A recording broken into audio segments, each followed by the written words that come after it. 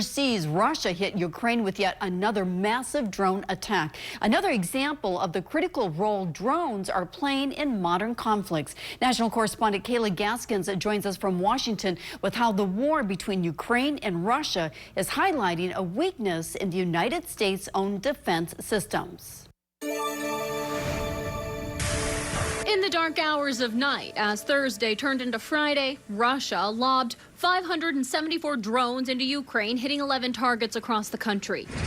Just days after President Trump met with leaders of both Russia and Ukraine in an effort to end the fighting. Ukraine has had its own successes with drone warfare. In early June, Ukraine snuck drones into Russia through shipping containers, apparently transported to their targets by unaware truck drivers. You can see how close the drones get to the aircraft. The surprise attack causing immense damage to Russia. It wasn't just that drones launched from containers, but those containers were remotely opened, and then they launched their operations, were effective on what are considered some of the most capable military assets and platforms in any military's inventory. Mackenzie Eaglen, a senior fellow at the American Enterprise Institute, points out the United States is vulnerable should any of our enemies launch a similar attack. Because we live in this open society, we are even more vulnerable than Russia. Our ports and our rails and our rivers, dams, and locks, it would be extremely hard to ensure or guarantee security at every step of the way. The U.S. trails behind Russia and China in drone manufacturing,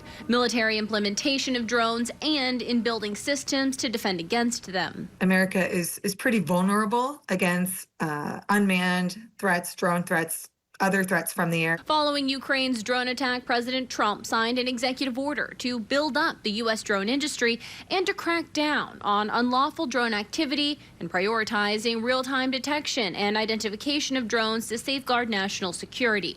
Defense Secretary Pete Hegseth also says DoD is addressing the weak spot. We were brought here to rebuild the military, match capabilities to the threats of today.